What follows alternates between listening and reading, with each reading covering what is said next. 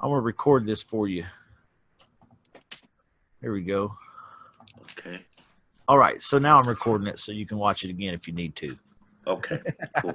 We're inside the automated REI, and I was just talking about how the first way to get leads is to do a Zillow scrape over here on the Zillow tab, or to do a Craigslist scrape down here on the Craigslist tab. That's the first method. Either one of those works just great to get started.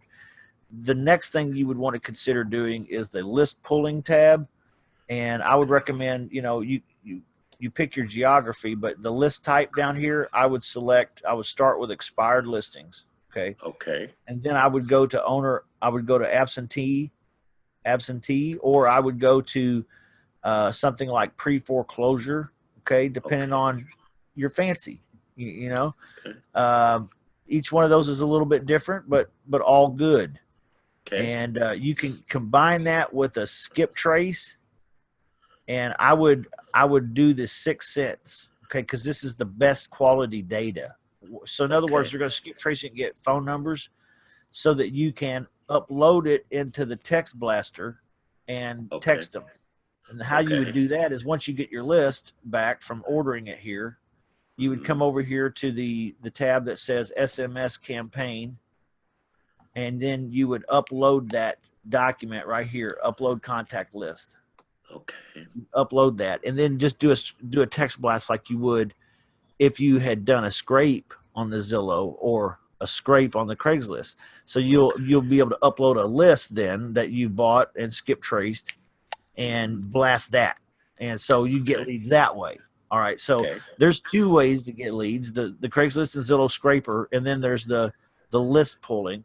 The third way to get leads, I don't really recommend right off the bat, especially, but that would be to go back to the Craigslist scraper and look for wholesalers in your market area because they have leads. Okay, so this is a popular way to get leads nowadays is to contact the ugly house wholesalers. They get property leads that don't fit their parameters, and they don't know how to do lease options, so they just toss the lead away a lot. So in this case, you would scrape Craigslist looking for wholesalers, really. And then you would blast out a text, and you would work with wholesalers to see if they have leads, if they have property deals. So you would be kind of working with wholesalers, a network of wholesalers. The fourth way you would do, and I don't recommend this either right away, but that is to use the Zillow scraping. We did the Craigslist for the wholesalers, but we would do the Zillow scraper, and we would come over here, we would click agent, and then you send a message out to all of the realtors asking them if they have property leads, because a lot of times they go visit people that they don't have enough equity to pay a realtor. So with the agents, you would just do the expired listings, ones that have expired. Well, on this particular strategy, I would do the Zillow scraper, and then I would do old ones. Yeah, really old stuff like 90 days or 120 days. Yes, something old, not necessarily expired, but just old. But if I'm going over here to buy a list, if I'm using the second strategy I mentioned, which was to buy a list, I might come down here and buy the list for my area of expireds. And that would be a more focused expired listings for that area. Sometimes expired listings are called failed listings, by the way, too. Okay, so that's the helicopter overview. So that's why I love this machine is because, I can do pretty much whatever I need to right here without going, 2 or 3 different 4 places. Yeah, I have heard a lot of the, when you get your list back, the conversion rate's pretty high.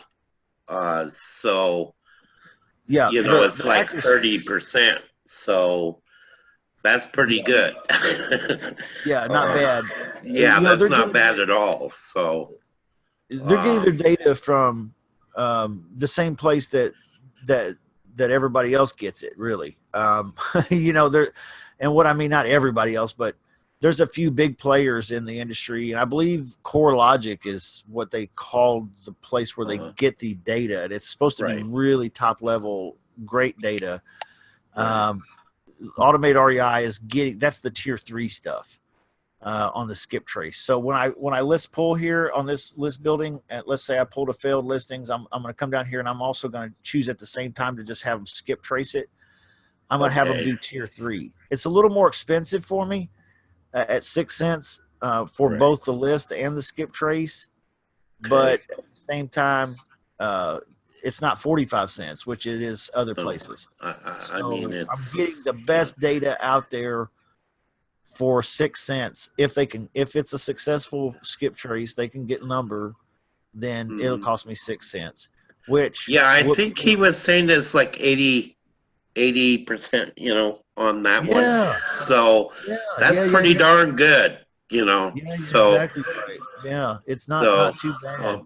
No. What I really recommend as far as getting started, though, Donald, and I know you want to sink your teeth into the process of getting leads and getting calls made. Let's go ahead and just initiate the very beginning baby steps on the automated REI, and go over here to the Zillow scraping. Okay. Because the first thing we'll want to do is we'll either want to do a Zillow scrape or we'll want to do a Craigslist scrape. Or both. Which one's better when you started? That's a great question, Donald. We're going to find out right here in just a couple minutes, man, because sometimes Zillow is better in certain areas and sometimes Craigslist is really, really better. It just depends on where you're at in the country. So I'm going to name this one here Donald Test, and I'm going to click owner, and then I'm going to come down here. What's the city you've chosen? I think I'm going to do Las Vegas. Okay.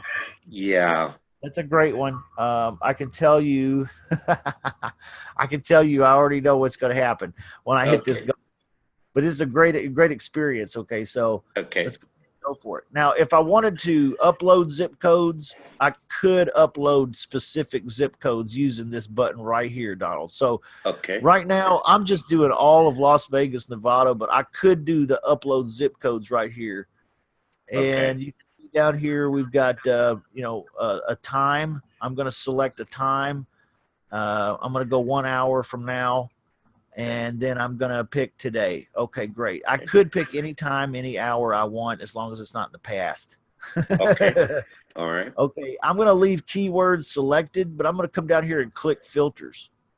Okay, home type is going to be important for me. All right, I'm not going to want to do apartments. I'm not going to want to do condos. I might do townhomes in Las Vegas, and I might do... Okay, so we're going to do homes and townhomes. Let's just try that for now. And we're going to do by owner, for sale by owners. Okay. Now, here's really the most important aspect is the minimum price and maximum price. All right. Now, I could click the more button. I'm going to come back to the price. Hold on. I click the more button. You can see it'll let me change the number of bedrooms and bathrooms I'm looking for and all this stuff. And all this is good, but I'm not really as excited about that as I am about the minimum and the maximum price. And the reason why I say that is because the automated REI is going to cap me off at about 500 leads every time I do this. It's a very cheap to use machine, but it does have its limitations because of that. You can generate more than enough scrapes and more than enough leads for yourself, or your business. But it will limit you per scrape. So each time you scrape, it'll cap you off at about 500. Now there's probably more stuff going on in Las Vegas than 500. I'll just be honest with you. So what does that mean? Does that mean is it missing all the rest? It's just getting 500, and then the other 1,000, it just missed them completely. Yeah, that's exactly right. You missed out on, if there were 1,500 houses for sale by owner in Las Vegas and you didn't put a minimum price or maximum price, you got 500 of the 15, but you lost the other 1,000. Okay. So here's how you don't lose them. You come in here, minimum price, 50K, and maximum price, 150. Actually, I like to do 149,999. Okay. And then I'm going to hit submit, and then I'm going to hit another button to check the data count. But before I do that, I'm going to do in Las Vegas. Okay, here's what you want to do. You want to do 50 to 149,999. Okay. Then you want to do another scrape, and you want to try to get 500 just in that price range. Right. Then Okay. you want to come back and do another scrape, and you want to go 150 to 249,999. Okay. You follow me? I follow you. That's the second scrape. Okay, then you're going to get a 500 out of there, and then you're going to go from 250 to 349,999, and you're going to pull another 500 out of there. You see how you're getting a bigger draw of the Right. city instead of just one blanket thing getting 500 random. Okay, Right. so you want to break it down by price when you're doing these. It's Okay. more important to do it that way than to do beds or baths or any of that. Okay. Okay. So I'm going to go ahead, once I got my minimum price and the homes and all that set the way I want it, I'm going to hit submit. And it doesn't cost me anything to hit this check data count button. Okay. So I'm going to go ahead and hit the check data count button. And it's going to think for a minute, and it's going to pull up what it could do for me in that price range in Clark County, Nevada. Okay. I got married in Clark County, Donald, Did you? by Elvis Presley. Oh, wow. Yeah. Did you know Elvis, he's still alive and he does wedding ceremonies?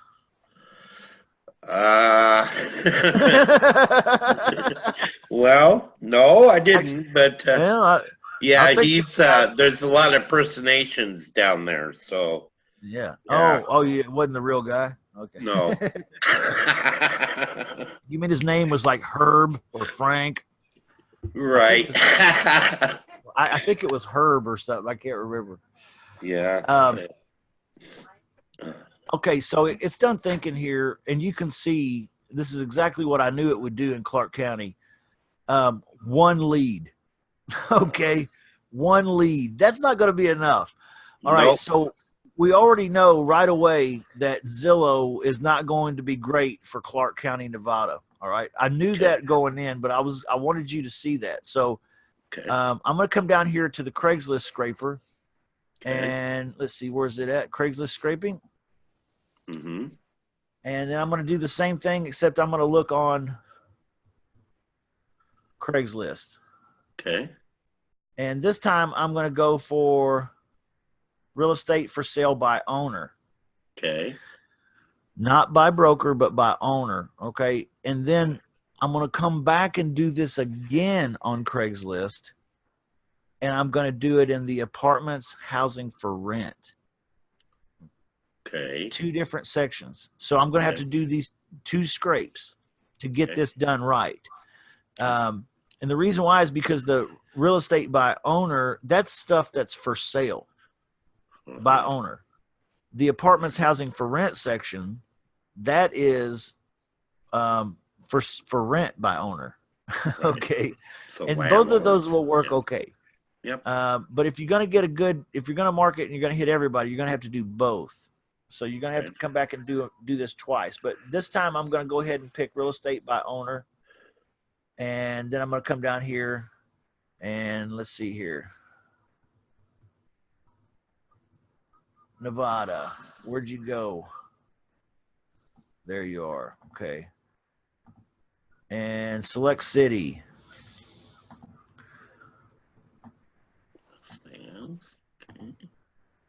Las Vegas. Okay. Now I'm going to pick a time that I want to do this scrape. I'm going to pick an hour from now on today. Filters, keywords. I'm going to leave keyword checked, and I'm going to click the filters button, and it's going to pull up all the different things that I could do here, just like it did before on the Zillow, except this is Craigslist. You can see I'm in the right section here. I could change sections, but I don't want to. Housing type. Let's see here. Let's take out apartments. Let's take out condos, cottages, and cabins. Let's keep duplexes.